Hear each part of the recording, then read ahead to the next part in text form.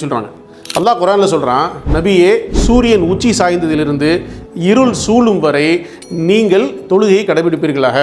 அதே நேரத்தில் அல்லாஹ் சொல்றான், ஃபஜர் தொழுகையும் நிறைவேற்றுவீர்களாக, ஃபஜர் தொழுகை சான்றளிக்கக்கூடியதாக இருக்கு அப்படின்னு சொல்லி காமிக்கிறான் அல்லாஹ்.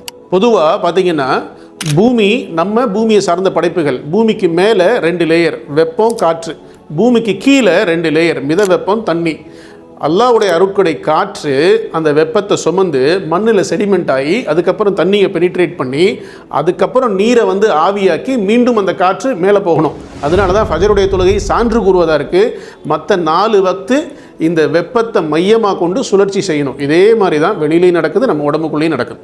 அதை மட்டும் சொல்லலை அல்லாஹ், வமா சாஹிபுக்கும் பி மஜ்னூன், உங்கள் தோழர் பைத்தியக்காரர் அல்ல அப்படின்னு சொல்லி அல்லாஹ் சொல்லி காமிக்கிறான். அதே நேரத்தில் தெளிவாக அடிவானத்தில் அவர் ஜிப்ரீலை கண்டார், மறைவான விஷயத்தை சொல்லுவதில் அவர் உலோபித்தனம் செய்பவர் அல்லன்னு சொல்லி அல்லாஹ் தெளிவாக எத்தி வைக்கிறான். அதனால பெருமானார் நபி ஸல்லல்லாஹு அலைஹி வஸல்லம் நமக்கு வழிகாமிச்ச 5 வக்து தொழுகை நம்மை முழுமையாக முறைப்படுத்தக்கூடிய வக்து. இன்ஷா அல்லாஹ் அதை முழுமையாக ஃபாலோ பண்ணி நம்ம இம்மையிலையும் மறுமையிலையும் சிறப்போம் இன்ஷா அல்லாஹ்.